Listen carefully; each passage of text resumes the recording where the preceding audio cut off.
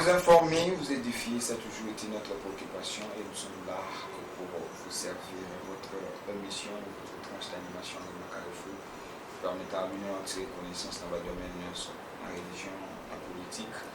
Dans le domaine nous sommes là pour savoir la merci, la fidélité, merci la confiance au Salabissou et au Salah qui est tout seul à l'union, voilà. À chaque numéro, il y a un Macarefou, nous sommes toujours accompagnés par notre rubrique qui est rubrique invité. Rubrique invité, et parmi Tarabino, il y a Bouyeba, où il y a retiré connaissance, n'a pas invité au Tomé Rabino, de Tomé Sambo, va s'appeler vous choquer, c'est-à-dire, il y a Malam au copier, il y a ma boutique, donc nous sommes là pour ça. Aujourd'hui, nous avons un plaisir.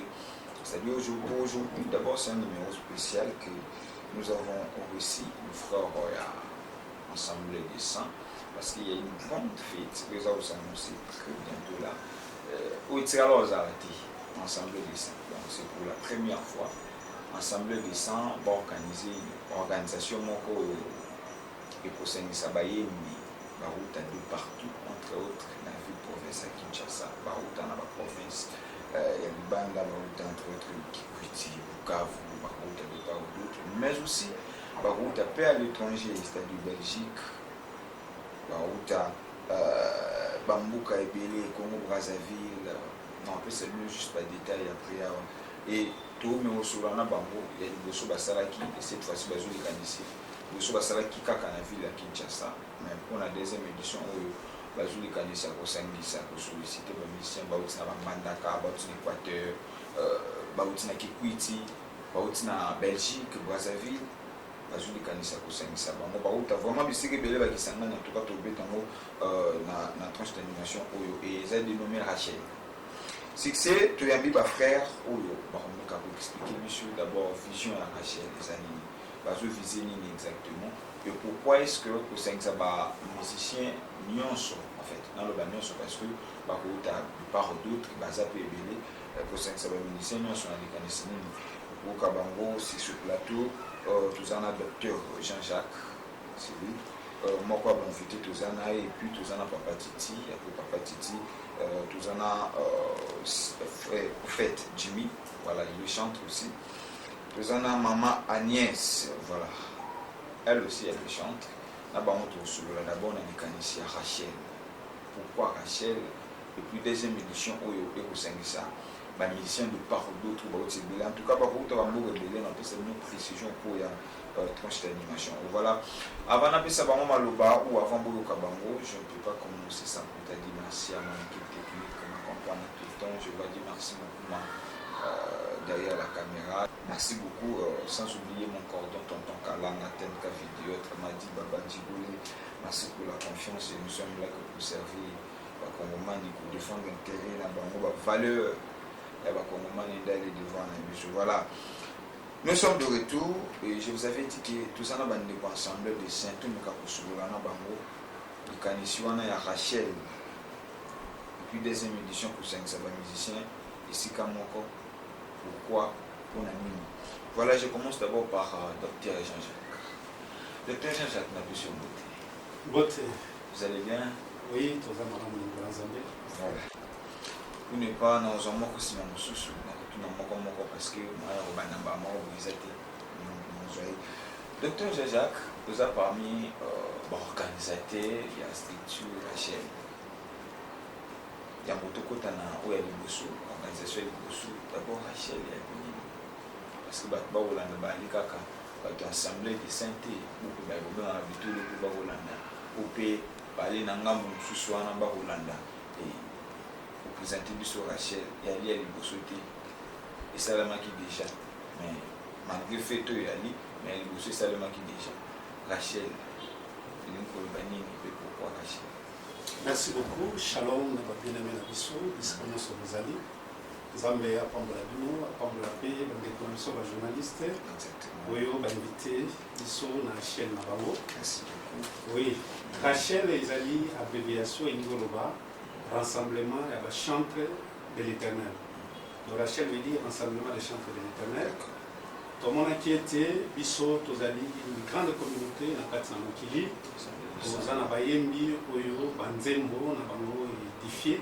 pe ezali kokoba koédifie ezali kosala mosala monene na kati na évangélisation na kati na croissance qualitative pe quantitative ya église pe tosepelaki ete après avoir kobikela sorti ya Rachel oyo elebesali 4 ans parce que ezalaki le 30 juin 2018 tosepelaki na likanisi mpe na bandeko ebele oyo baza meme mosika basepelaki ete événement mosusu ya monene esalema d'ici tout au plus dans 2 mois. Voilà. Merci beaucoup. Dans 2 mois, événement monene il faut saluer. D'abord, avant tout simba événement ya ozo sangisa Rachel ou ya édition oyo. Avant tout simba tout d'abord édition passée. Et les gars qui n'ont ni plus motivation, c'est ni ne sait qui pour lancer des j'aime pour contacter les musiciens de part ou d'autre pour balimment quoi du sang ensemble de ça. Ok, édition passée les gars qui malang mingi parce que les sont officiels les gars qui événement à Liboso na les alimentaires les kanisi outi était tout sangana parce que même Jacob azo ibsabana na ya lubité assemblez-vous rassemblez-vous et je vous annoncerai ce qui vous arrivera dans la suite des temps.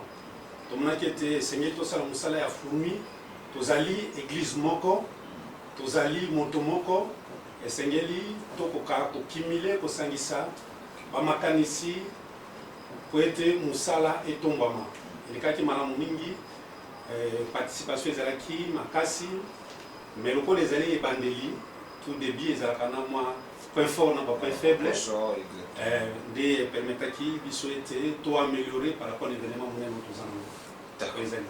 Merci beaucoup, docteur Jean-Jacques. Moi, je vais d'abord Papa Titi. Excusez-moi. Ouais. Titi. Nous avons pour aller ici, Sam.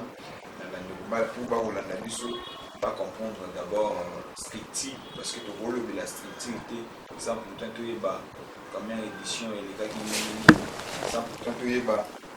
Comment est-ce que beaucoup évolué et puis beaucoup de la strictilité à Rachel. Papa Titi, nous tous en anglais.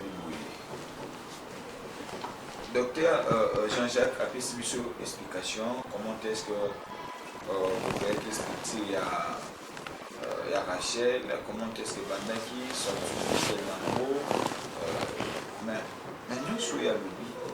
Nous avons visé exactement et quand c'est un objectif de Rachel les amis. Merci beaucoup pour la opportunité. La bonne position, je vais parler de la structure, c'est vrai. Il faut que c'est d'abord structure n'a événement. D'accord, c'est sûr. Bon, ça c'est quoi les alliés événements. Eux au bien mon fait. En tant que bon, ça dit retard le bac dans 2 mois, nous avons fait, nous avons événement pour ça. Structure Rachel, ils appellent comme ça. Ok. Ils appellent une organisation Rachel Pesali. Mais la ligne va tout le bel d'abord faite. Tout le bel objectif Rachel. Exactement. La plus c'est pas la précision là. Je crois que dans l'élément réponse déjà de la personne qui a vous allez comme il y a pour rassembler la chantre, pour rassembler l'ensemble basé sur talent, na mosala ya koyembe l'ensemble. Tu as dit communauté monnaie à travers le monde. Tu vois. Alors support il y a chant et ça c'est pour moi efficace pendant la cadre de l'évangélisation. Donc on va travailler dans l'ordre dispersé.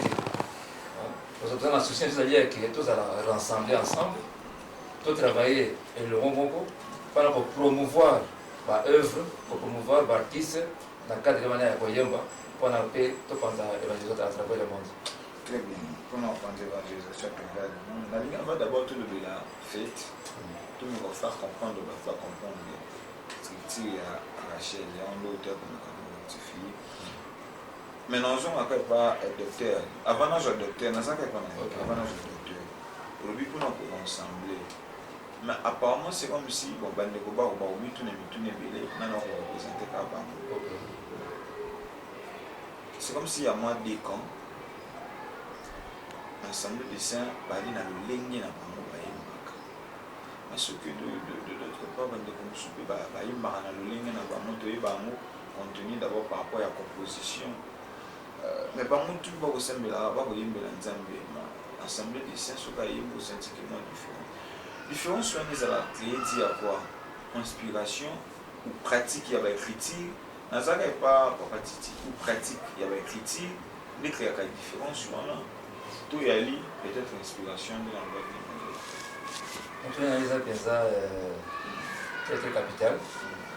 Si docteur a savait me passer à l'imbolango. Et on a pas eu bisayo. Oyemba ebandaka oyo mutu azoyoka enseignement zozo. Exactement. À partir d'enseignement kozwa nde kotinda ye ayebandeka koyemba. Différence eza mpena mingi na niveau wana. Enseignement mutu azwi na kati ya communauté, na kati ya ensemble des saints. Yango nde eza mpe koinspire bayembi loyembo. Merci beaucoup. Avant nazwa docteur, je prends d'abord moyembi yo pesa wana na kanisi. Il y a la critique. Non, il y a plus dans la révélation. Mais comme il y a pratiqué un mot, après c'est des choses secrètes. Prophète Jimmy, boni album, boni groupe, boni orchestre. Tout bien, album c'est bien. D'ailleurs, il y en a aussi supporté, il faut déjà pour supporter ça. Tout bien, Zamba va battre la vie sur qui. Merci. Tout ça bien sur tout, il y a événement meni. Oui. Basantu basangusi bayembi oba kuuta ni partout bauta na Kongo na biso awa bauta bakikuti mbandaka Bukavu na Kinshasa awa sotoke libanda Belgique to bauta pena mboka beli mais on va te lever la mambo veni moi tout son manana un secret ya contenir la musique donc mtu na tunaki papa kabisa likanisi na yeye bino ba busala yango différence ezalaka wapi entre musique. Je ne veux pas citer le nom de gens ici, mais nous avons pour la polémique qui était maintenant par rapport à critique. Nous avons plus de critique, la réalité, mais nous avons basé dans la critique. Est-ce que ça inspiration quand tout le bas, tout ça enseignement de papa le baki pour aujourd'hui, nous savons que vous interpréter à travers la musique. Merci beaucoup, Ndeko. Ils ont très important. David Azolobake, tes préceptes sont le sujet de mes louanges. Okay. Donc, dans Azoyemba pour nous yembate. Mais, Mikanda et Santo, Ndé Yango, ils ont pemelaye pour Ayemba. Donc, c'est vrai que l'inspiration, il y a un banzele belé. Mais la base chez nous, c'est l'enseignement. Parce que ceux qui déjà enseignement aux enfants, Eza Yamalamuti, le Yembo, je ne pense pas que et qu'on reflète le comme sous-souci, ce n'est que l'enseignement qui tient ici. C'est vrai que Yomoko, par rapport à ta vie pratique, na makambo kutani na ngo expérience moko bokutani na ngo eko matsalo Yembo na motema na Yembeli nzambe par rapport à makambo moko bobikeli et bimisi lo Yembo. C'est vrai. Mais la base, c'est ce que nous écoutons, la parole de Dieu. C'est à partir de là. C'est ce qui fait la différence. Parce que sur le plan thématique, au monde, ils ont un problème à texte.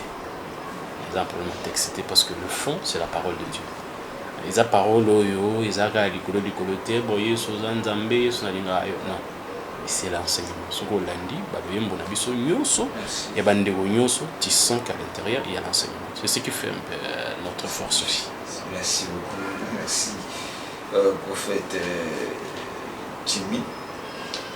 C'est d'abord maman Agnès. Maman Agnès, Madame. Vous allez bien? Vous allez bien, album, ça va? Album ici, tu as un peu de tournage avec clip. Deuxième album. D'accord. Nous sommes ici dans le bac, on a ces aux mais avant tout coup, on a un Cambouana, on a une source. Oui, aux amoyembi, on a tout un secret, ou qui n'a pas secret ça. Bref, les enseignements au bazou. Bref, enseignement. Le salaire qui doit interpréter.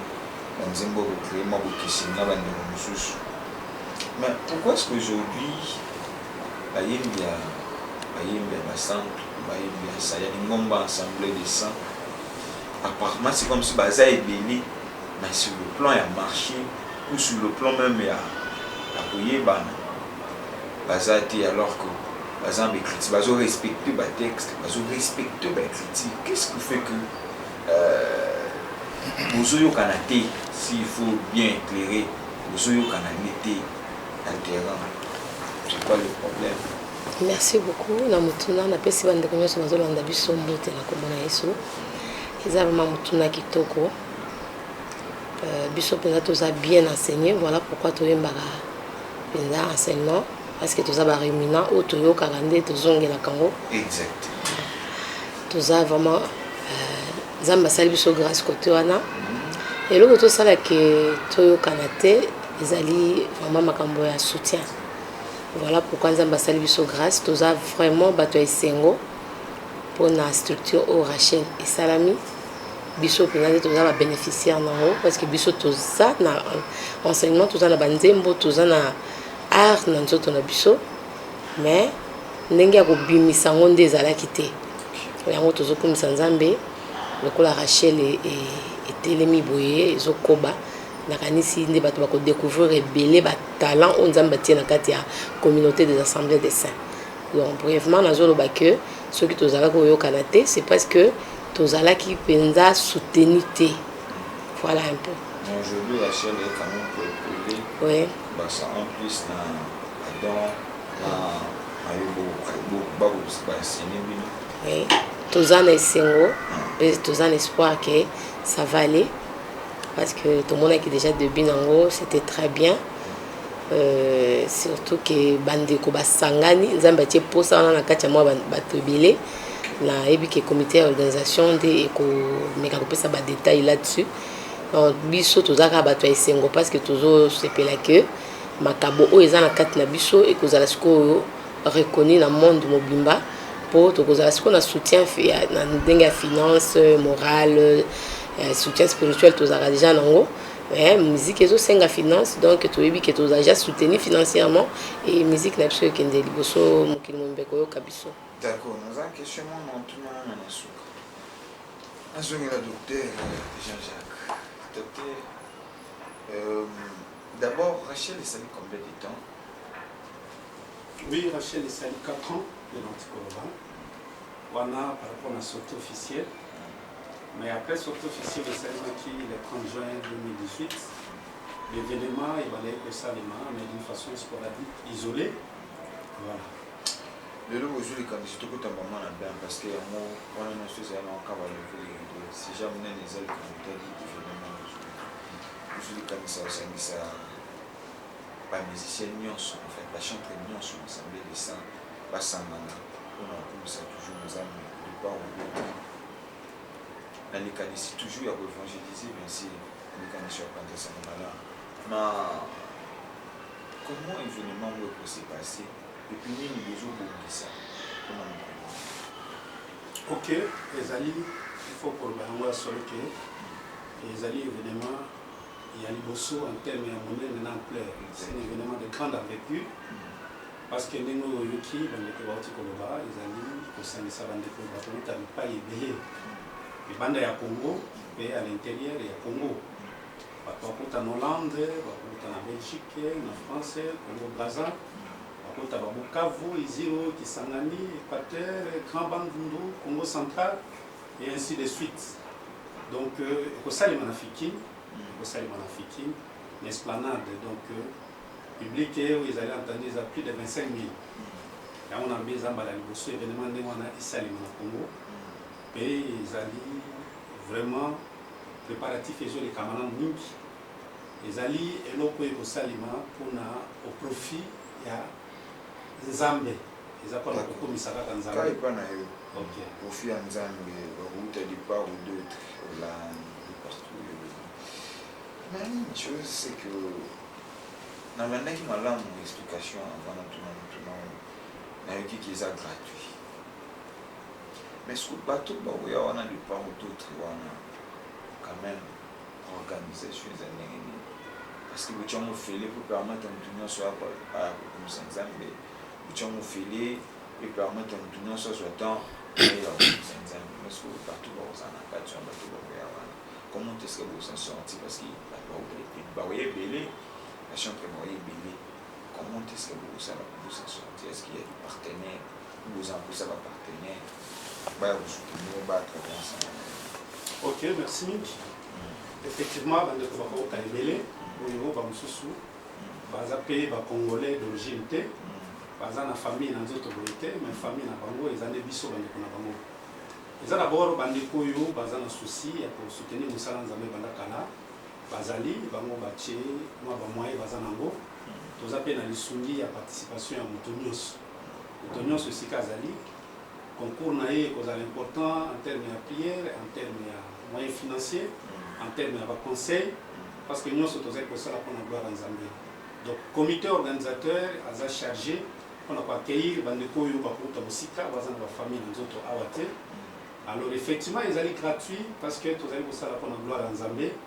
ezali gratuit alors mosala ekosalema se base d'abord ya soutien ya bandeko oyo bandimi bapesa miso na bango mpona mosala nzambe eza le seul moyen te ya kosoutenir mosala nzambe de la même manière bandeko basoutenir mosala nzambe mpona kosomba lopango mpona kotonga mpona kosomba bainstrument eza mpe lolenge mosusu ya kosoutenir mosala nzambe donc toyebi ke ntango moto azali kolona mpona mosala nzambe récompense ekotakaki epa na nzambe donc comité organisateur baza chargé mpona koaccueillir bandeko oyo bakota mosika exactement ezali sango ekosangisa bayembe ebele badon mpe kozala différent toreprésente solana prophète jumile prophète en même temps chantre mais est ce que bayo bakoza mpe na baproblème badifficulté baza mpe na basituation non difficile parce qu'on a lu dans la Bible lorsqu'elle est chantée l'esprit ont quitté ça et pourquoi il m'a lancé dans l'esprit est-ce que na genre ya événement wana bako toujours plus solution na baproblème na bamata ya bakantika bando. Oui, solo mon frère, loyembo ndenge tolobaki ete il n'y a pas que la prédication qui édifie. Loyembo mpe ezali koédifie makasi, loyembo mpe ezali koparticiper mpona soulagement, mpona consolation ya libota. Et d'ailleurs okomona ke loyembo existant avant même séjour na biso na mabele. Parce que Job ezolobaki ntango nzambe abandaki koposer le fondement de la terre, les étoiles éclataient en chant d'allégresse. Et Apocalypse azali koloba ete nous chanterons, ils chanteront les cantiques nouveaux, les cantiques de Moïse et les cantiques de l'agneau wana ekozala après l'élèvement na biso. Mpona koloba ete nzembo econtribuaka makasi mpona consolation, mpona soulagement. Alors nzembo etambolaka na liteya mpe ekozala yango oti koloba yo moko ete tomonaka moto akoza na problème sérieux awi kaka nzembo aza consolé, aza soulagé, azwi mpe yano, azwi mpe esengo. Merci beaucoup. Voilà. Nangi nazwa Papa Titi, mais avant nazwa Papa Titi, je précise que bandeko bakoya bauta libanda, bauta Hollande, bauta Belgique, pendant que faut nazwa Papa Titi pour quelques questions. Mais on va préciser bandeko bauta Hollande, bandeko bauta Belgique, bandeko bauta ça, aujourd'hui les en face na biso bakoya juste pour na célébrer nzambe na fiki, mais voilà.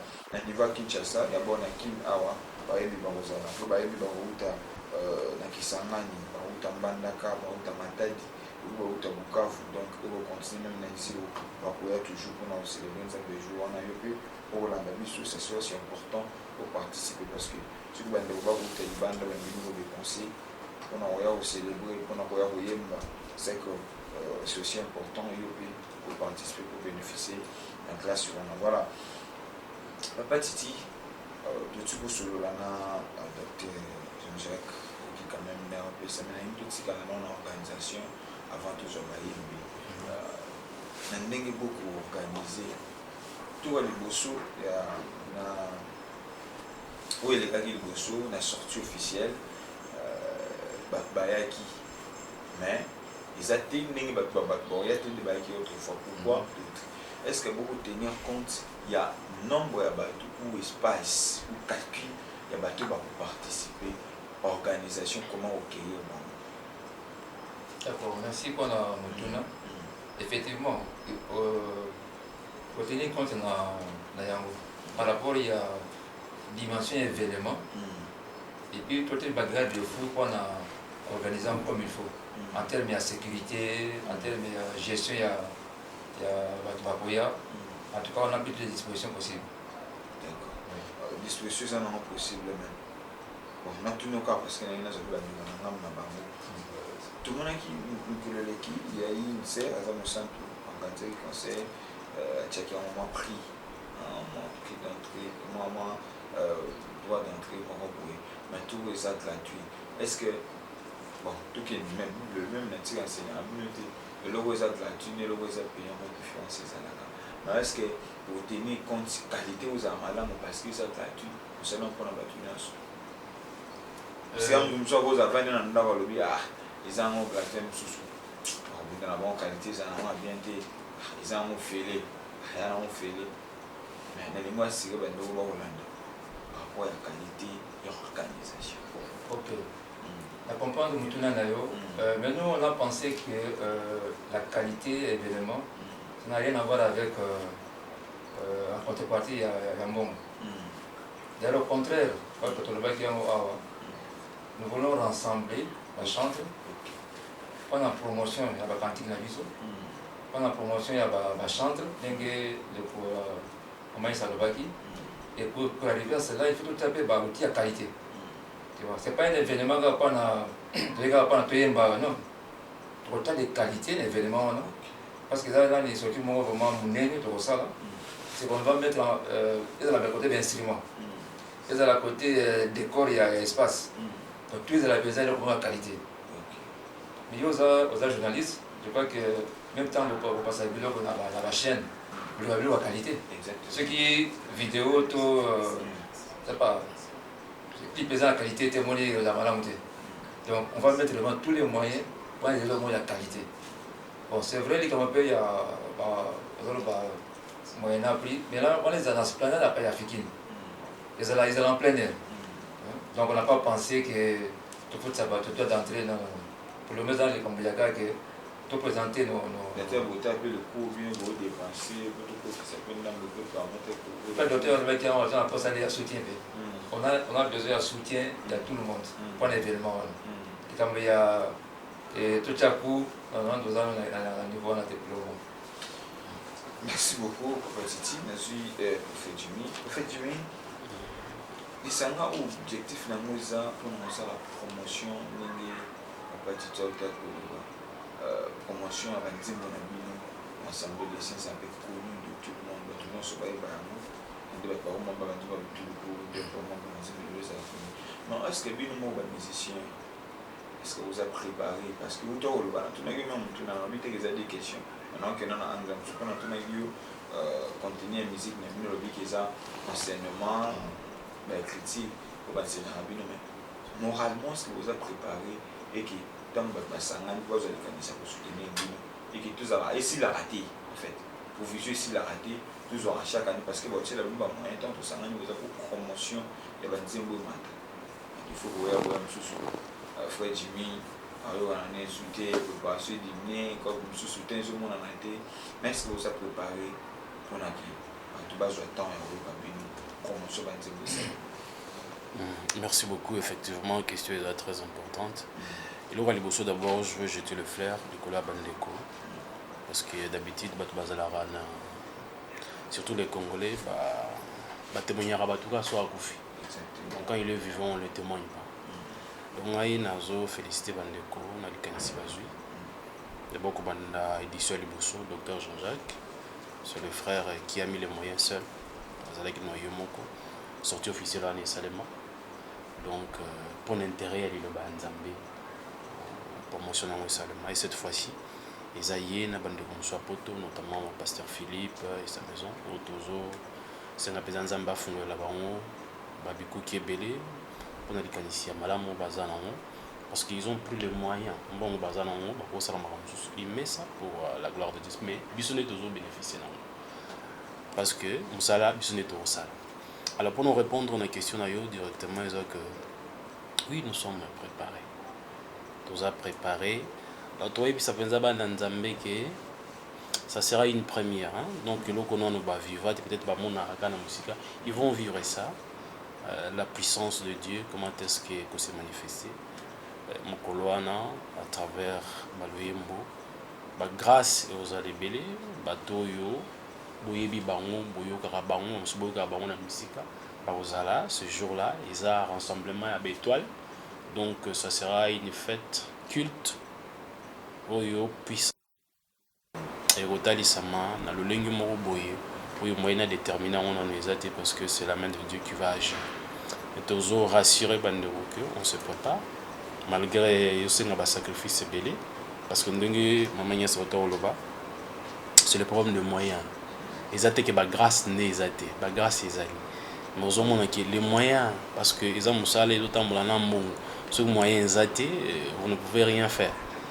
Pour tous les canaux de télévision et c'est un bon pour ni tout c'est un moins instrument et tout ça ça demande de l'argent mais tu es ici bas que le 31 juillet ça sera une journée qui restera dans la vie de plusieurs parce que Zambia au salma mbele na vie à Batou bazala ba message à travers baloyembo sur ba revivre cette puissance là en live avec les Saint-Esprit ça sera une fête sans pareil. Exactement, maman Agnès, je ne peux pas naïve, mais j'aurai même question maintenant. Aujourd'hui, maman Agnès, quand tout le monde a reçu même dans la Bible, on a cet exemple-là, c'est que tu menaces, mais à l'époque, tout le monde apparemment, c'est un phénomène à la société. Apparemment, c'est comme si pratique à la société. Non, est-ce que dans l'événement où il y a eu un mois, dans les 31, tu trouves vraiment bon ce qui s'est passé dans la Bible, tu trouves vraiment un événement à travers le monde. Merci beaucoup pour la question là. La Bible dit que l'Éternel est le même hier, aujourd'hui, éternellement. Nenga sala ki na bango, azo sala pe na biso. Otako lobake biso to yebani na noté. Donc ce qui est ça na bato mosusu mais biso to vivaka ngo pourquoi bato bayebi biso te moi pe bamona ngo eza te. Donc c'est pour cela que toujours se préparer à conséquence toujours se préparer kaka artistiquement te parce que eza mosala moko eza spirituel bien que mosala biso ezala na dévolé artistique na spirituel toza kose préparer mpona makambo wana esalama faut komi plonger na kati ya mabondeli sanctification basacrifice ndenge papa Jimmy auti koloba wana makambo wana esalamaka nango tovivaka yango parce que puissance ya nzambe eza na kati na biso ntango ozoyemba liloba nzambe nzambe akompagnaka toujours liloba na ye na puissance donc soki esalamaka lisusu te esalamaka su te na baaspect ebele bato bazala su ntango kosambela te musicien ye moko il faut aluka mbongo il faut akota studio il faut asala boye asi aye alembi ata mosusu kosambela malonga eza te tout ça soki déjà nzambe afongoli nzela ke côté finance bamusicien bavanda basalaka oyo etali bango c'est-à-dire loyembo losambo batravail nayebi ke eloko wana ekosalama parce que ngai naza na batémoignage ke na banzembo oyo toyembi banzembo moto azwi nzembo wana atiaka yango kaka ayokaka abotaka te aboti parce que parole ya nzambe toyembi na kati ke nzambe alobaki ekomba kozala te mosopise me akozala te moto wana azwi asimbi yango na motema na ye atiaka nzembo wana ayokaka mpe aboti batémoignage ezali koyemba mpe boye omoni milimo mabe mpe ezolongwa na kati ya nzota bato ça c'est fait nzambe abongwami te donc esalama nango très bien nzambe abongwami te très bien maman Agnès nazongela docteur Joseph. Il nous reste presque un mois pour vous allez partager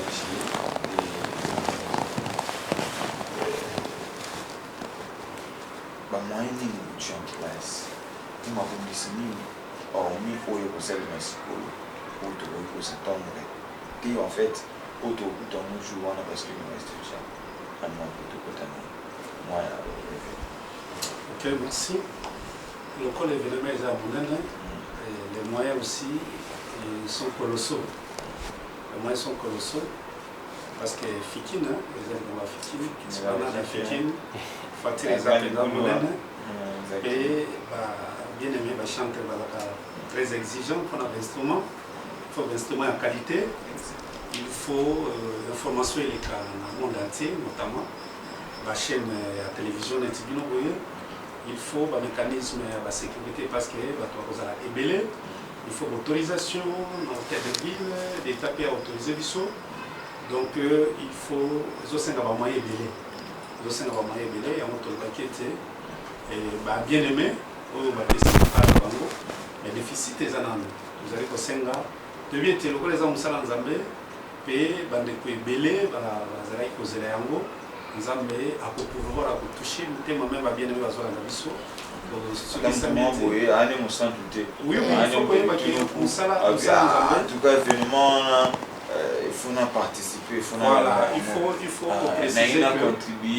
faut préciser que l'œuvre de Dieu, il n'y a pas que les enfants de Dieu ne vont contribuer, même le païen.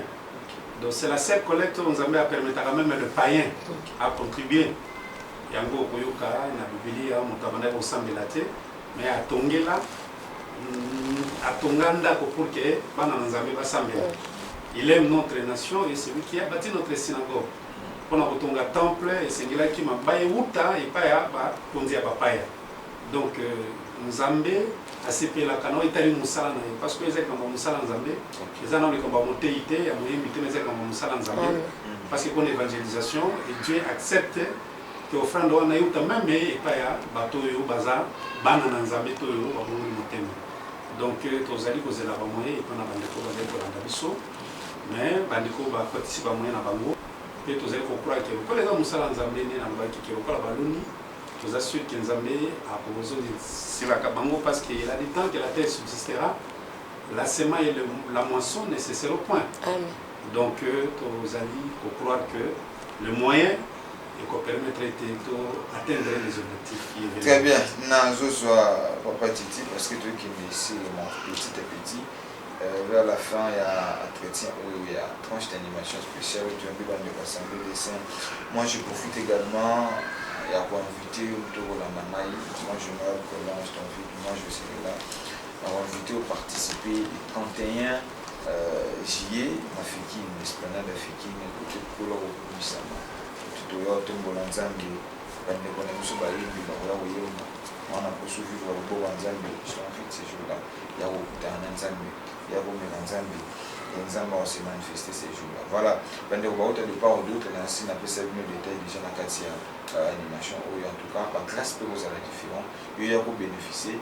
Dans classe pour vous aller autour il y a concert, il y a mabouns, il y a fête déjà. Voilà, là je vois Papa Jimmy, Prophète Jimmy. Nafiki, tous en Katia. Il y a ma maman aux Zala. Est-ce que ça ne vous fait pas peur? C'est-à-dire affronter terrain ou Afrique, vous voyez Bélé, vous taper les bandes d'autre part, ça ne vous fait pas peur devant ces peuples. Parce que vous avez été, tout le monde a été, vous avez mais la foi est du même sous.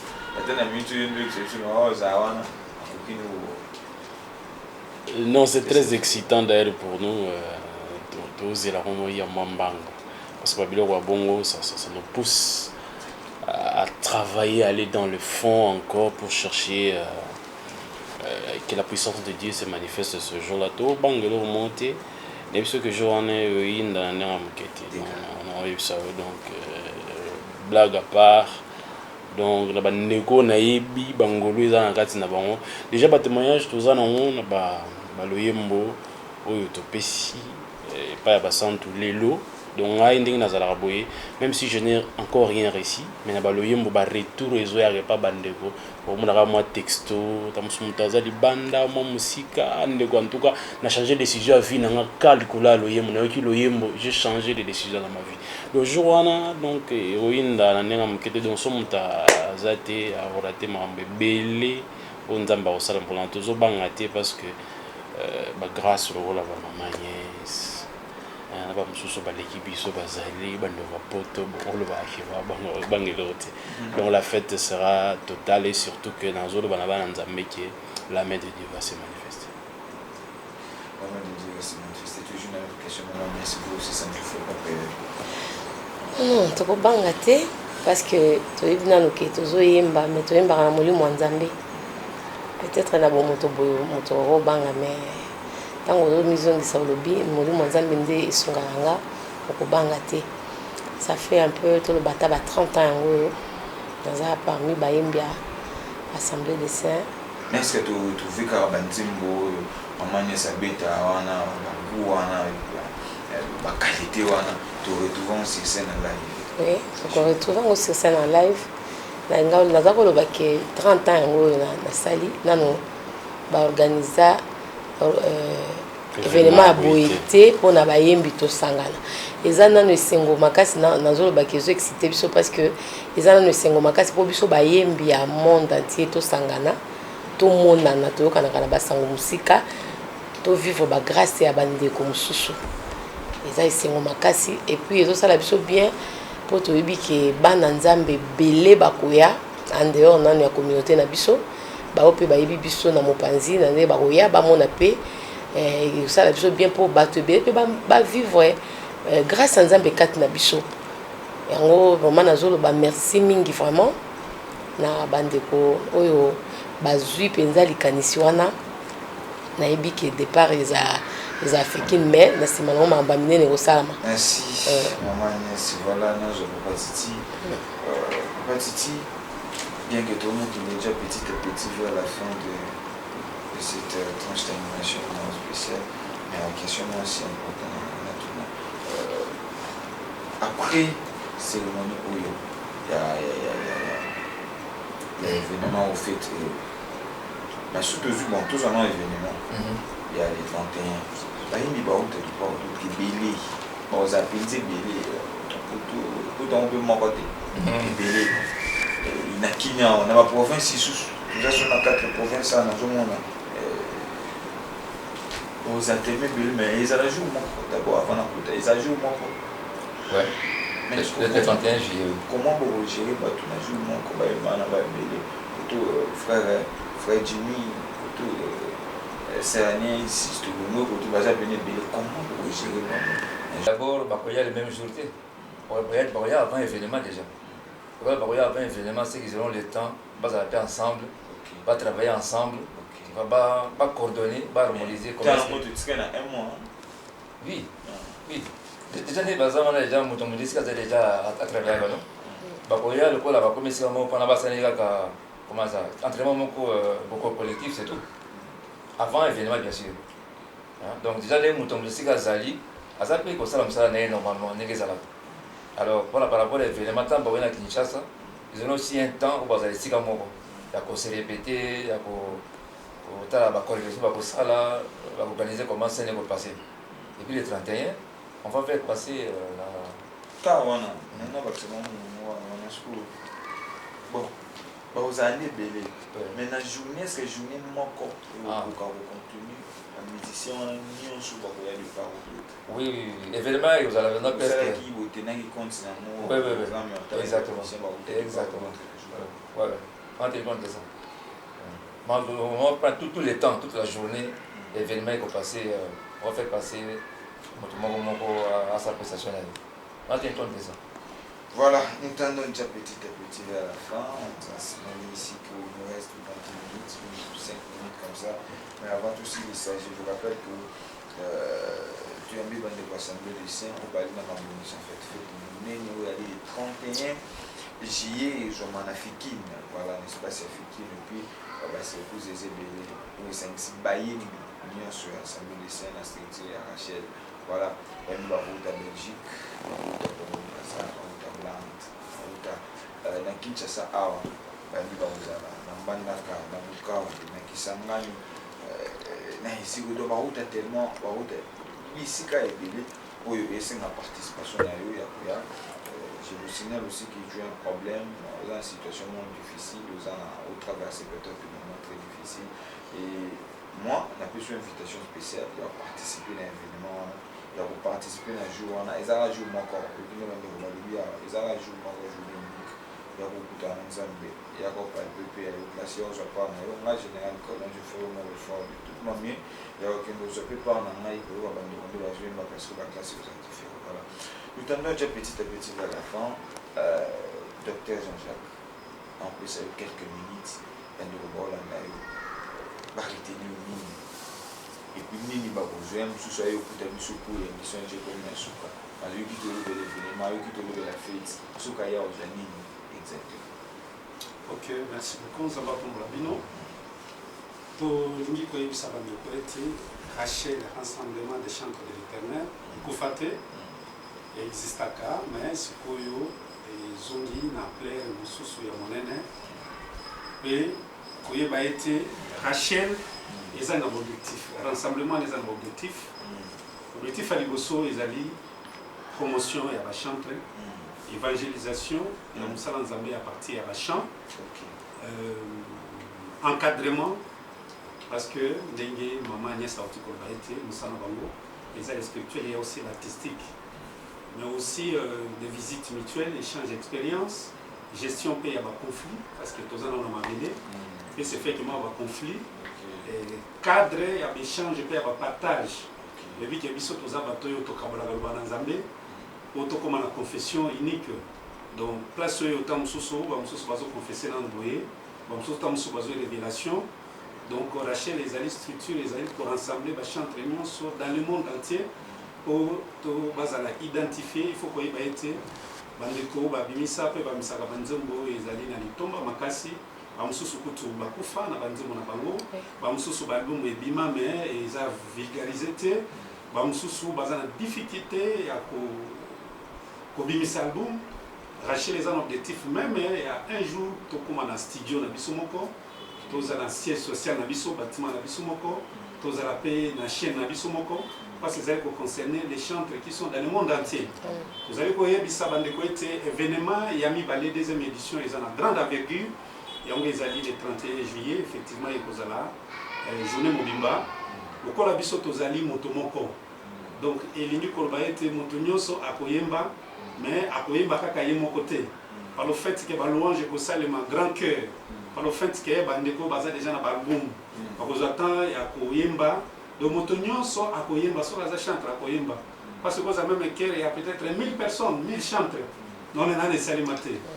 Et après événement, avant et après événement, je rencontre les Salima Mingi pour été Tokoba Masolo Nabiso.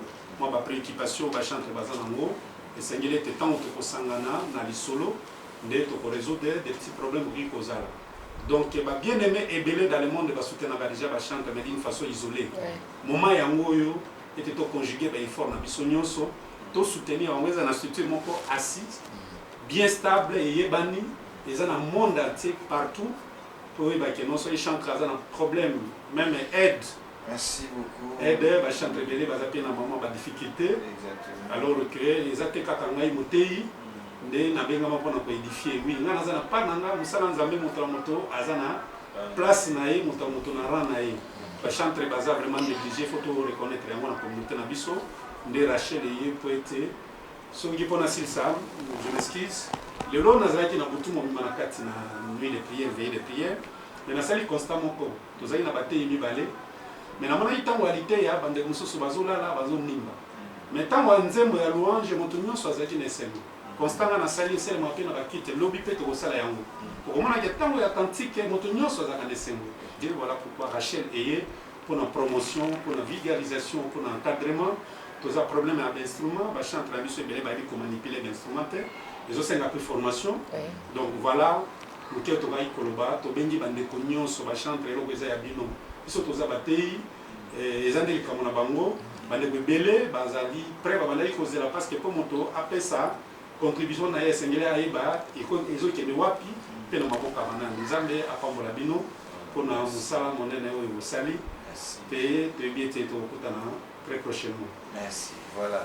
Nambo ete tokabwana naingi napesa bandeko na une minute ya kosensibiliser pendant que papa titi azobonga makozwa ata une minute na ye ameka mpe kosensibiliser parce que événement wana tokomartele tozobeta site eza l'événement monene tala l'événement eza journée mobimba bayembi baozende pays tokakotika ndako te faut participer na événement na c'est très important voilà vu que le temps nous fait tellement défaut ya koloba alaki ebele sur chaque événement ya le 31 na mbongo epesi biso mapasi oza obligé ya koarrete papa titi nampesa yo une minute opesi juste préciser biso jour préciser biso heure préciser biso donc préciser biso date na jour wana comment est-ce que l'événement osala parce que bandeko baolanda misusu bazwi biso koyo ya mission peut-être azwaki d'accord olanda biso de bandeko. Merci. Événement, il y a Rachel, deuxième édition. Et comme ça, la esplanade, il y a Fikine de Kinshasa. là le 31 juillet 2022. Et cet événement va nous prendre toute la journée. Voilà, mon coup c'est comme message. Donc, le message nous relance la zéro baya, juste après l'aime, tu vas pas bailler, comment on a eu pour motiver, pour sensibiliser, par contre.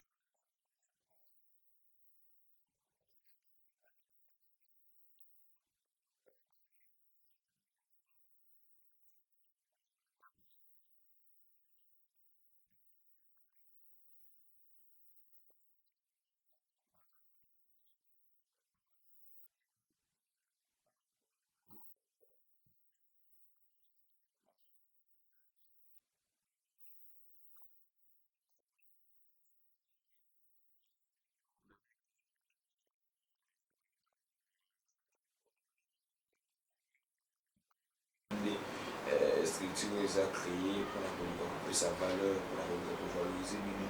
Mais nous lancer un message d'abord pour nous yimbi parce que Dieu a yimbi. Lancer un message pour nous yimbi, certains ben nous souhaitons que kufa, nous souhaitons mon ante yimbi qui a acheté l'amour kufa, acheté l'amour, suite banante, na koyo kayo. Lancer un message pour yimbi pour bon aussi. Merci beaucoup. Vraiment, le Camboyo, ceux qui banto baza ba yembité. Baché Maboko, Baché Temps, Baché Misolo, comme plus forte raison, Bissomo Bayembi. Donc c'est pour cela Nazo là c'est appelé à Bayembi Nyonso, surtout les chefs de chantre d'abord, parce que tu as une réunion moko très très importante le dimanche prochain, dimanche à l'Obité, dimanche Oyo, Koyakuna, l'ensemble Nabiso ya Bokassa. L'ensemble des saints ya Bokassa, juste un pont wana. Maintenez plus ce programme oui. C'est important. Donc dimanche Oyo, dimanche Zolanda.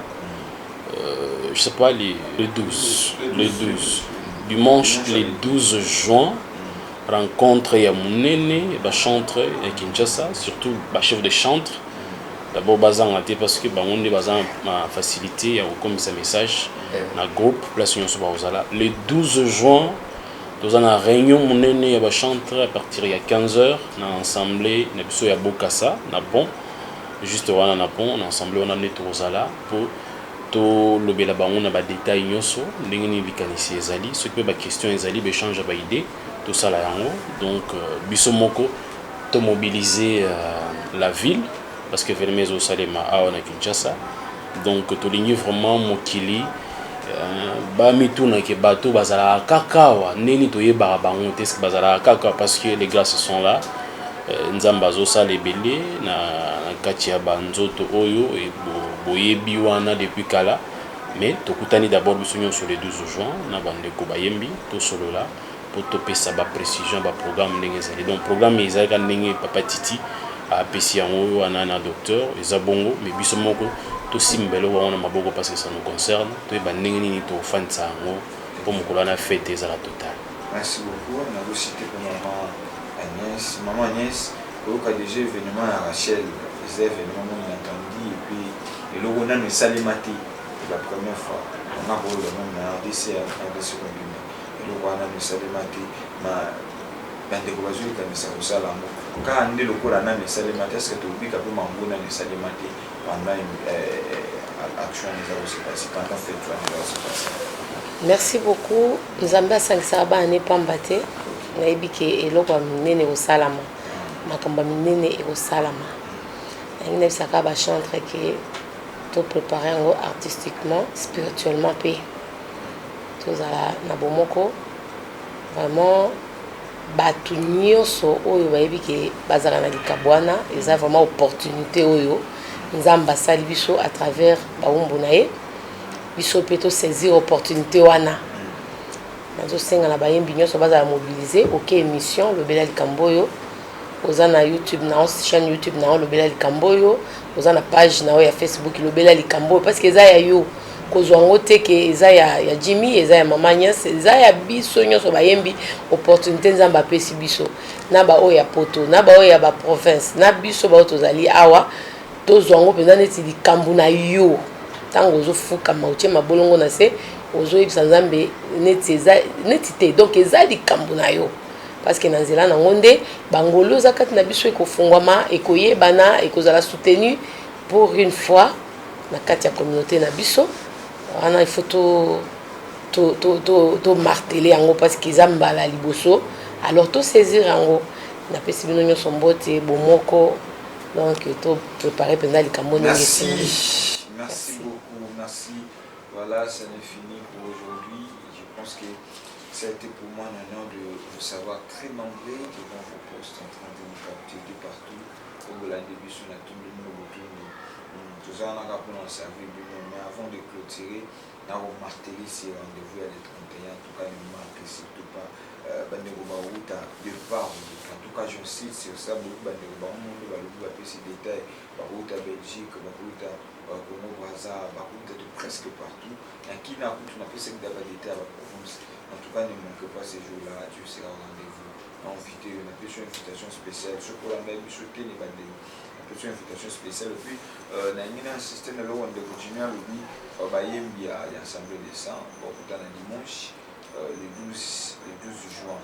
Voilà, le 12 juin, c'est Ravni Bokassa. Voilà. Assemblée des séances à Bokassa.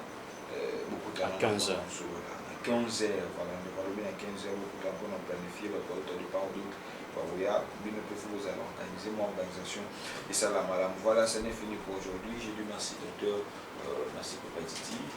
Merci, au fait, Jimmy.